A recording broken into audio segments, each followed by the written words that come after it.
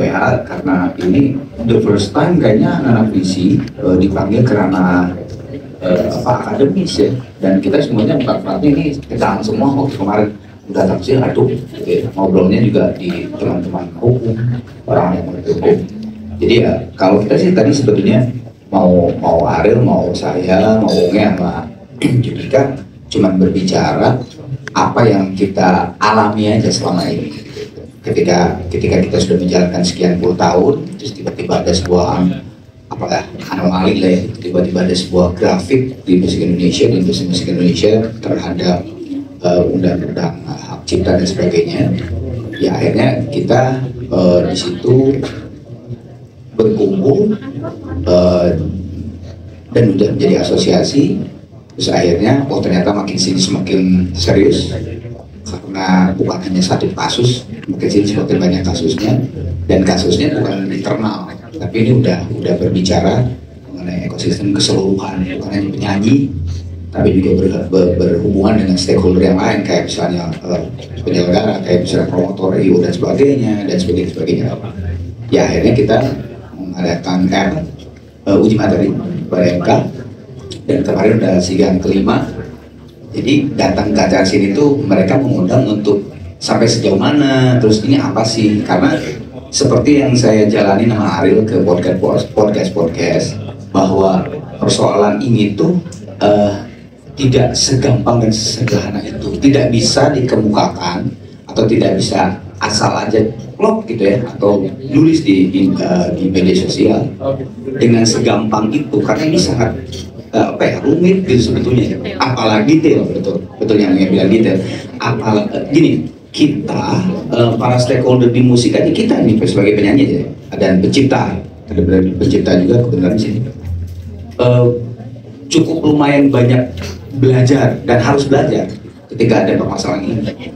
Nah apalagi yang bukan di dunianya, bukan di bubble musiknya gitu, pasti akan cuman akhirnya kalau misalnya ada pernyataan yang simple, padahal di belakangnya tidak sesimpel itu, dikemukakan ke umum, ya akhirnya ke grabnya itu adalah ya sesimpel itu. Nah itu nggak bisa, makanya akhirnya kita ini kayaknya harus uji materi deh ke MK. Tadinya kita dari visi itu tadinya kita ketika diundang ke podcast gitu kan nggak pernah mau datang ya, udah nggak apa-apa. Tapi lama-lama narasi-narasi yang terjadi itu selain mendiskreditkan penyanyi, makin sini makin emang jadi membuat sebuah kebingungan dan kekisruhan ke yang punya kafe lah, ke yang wedding lah, ke apa dan sebagainya. Jadi udah bukan lagi permasalahan satu. Makanya akhirnya kayaknya kita habisnya harus jalan juga deh ke podcast atau ke siapapun, kawan-kawan. Akhirnya lah jalan. Itu sih kalau dari gue sih mungkin. Dari apa? Enggak. Oke, kalau gitu mau bikin perkuliahan dengan hasil tadi dapat masukan apa aja sih? Iya. Oke. Lu penyanyi masa salah. Diisi oleh rekan teman-teman dari UPH yang fakultas hukum yang benar-benar juga memang mendalami permasalahan ini secara hukum. Jadi kita di sini sebagai narasumber kita tukar pikiran tentang apa-apa yang sudah terjadi, seperti yang sudah pernah kita juga sampaikan, kalau aturan ini atau rules yang tidak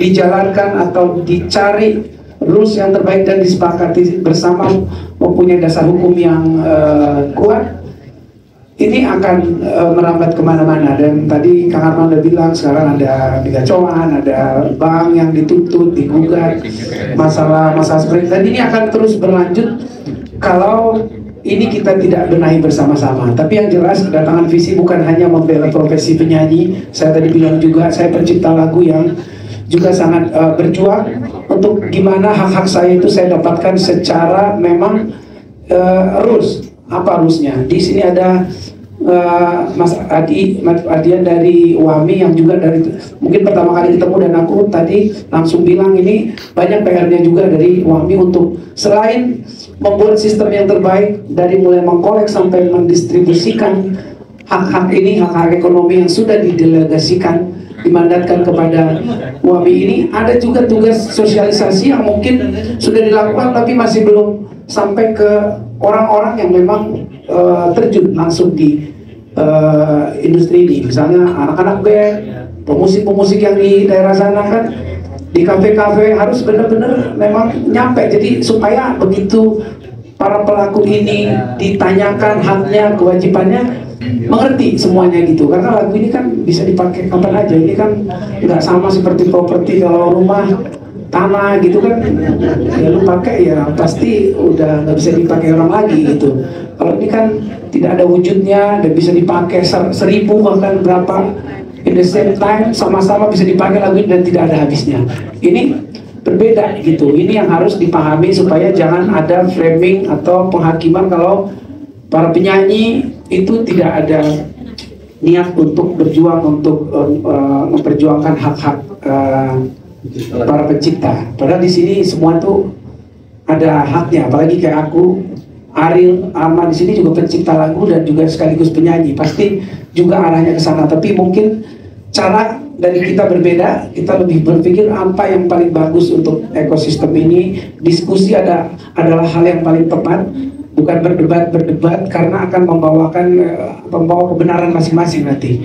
Karena persepsi sekarang tentang pasal-pasal juga sangat berbeda gitu. Jadi kita ada di tempat yang tepat, kita ngobrol sama orang-orang yang sekolah di hukum, kita paparkan apa yang terjadi. Mudah-mudahan hal ini jadi hal yang positif ke depan, kita bisa mendapatkan solusi yang terbaik. Saya tambah ya? Ya, boleh. Oke, selamat siang teman-teman semua. Sekali lagi saya mengapresiasi kegiatan ini. Terima kasih UPH karena ini yang dibutuhkan pada saat sekarang ini, yang dibutuhkan bahwa orang ada kebingungan terhadap undang-undang cipta atau menggunakan. Saya sedih sekali ya bahwa orang menyanyi aja ketakutan, menggunakan lagu itu ketakutan, itu saya sedih sekali. Jadi saya juga ingin menyampaikan nggak harus takut, tapi bukan berarti tidak menghargai. Maksudnya ini beda ya, takut jangan sampai orang menghindar menggunakan lagu, menghindar orang menyanyikan lagu, menghindar memakai lagu. Enggak begitu. Undang-undang cipta itu bukan nakut-nakutin, bukan itu, bukan ke sana. Tapi mengatur sehingga bahwa orang itu mendapatkan hak, pencipta itu mendapatkan haknya. Dan itu sebenarnya udah jelas sekali ya, mulai dari Permen PP-nya sudah jelas sekali. Jadi sekali lagi saya di ajang ini, kita tadi teman-teman visi juga menyatakan banyak hal ya yang memberi knowledge atau insight ya buat teman-teman semuanya. Tapi poinnya adalah bahwa mestinya orang menyanyi atau menggunakan lagu itu nggak perlu takut, tapi tetap dihargai. Menghargainya ada tata caranya, ada bayarnya seperti apa, dan itu semuanya sudah clear, crystal clear semuanya. Jadi sekali lagi teman-teman semuanya ya, jangan menghindari lagu, pakai aja, nggak apa-apa, nggak boleh ada ketakutan itu menyedihkan. Pakai tapi tolong hargai.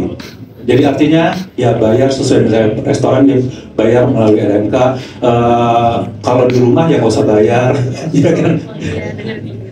Jadi itu aja. Sekali lagi terima kasih buat UPH dan teman-teman semua.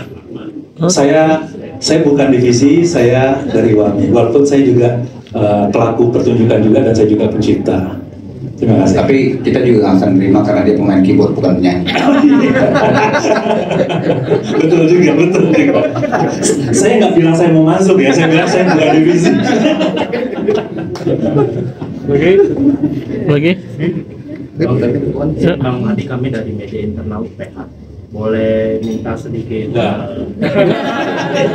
sedikit perspektif dari Bang Adi, apa harapannya untuk kami di UPH untuk dalam hal ini untuk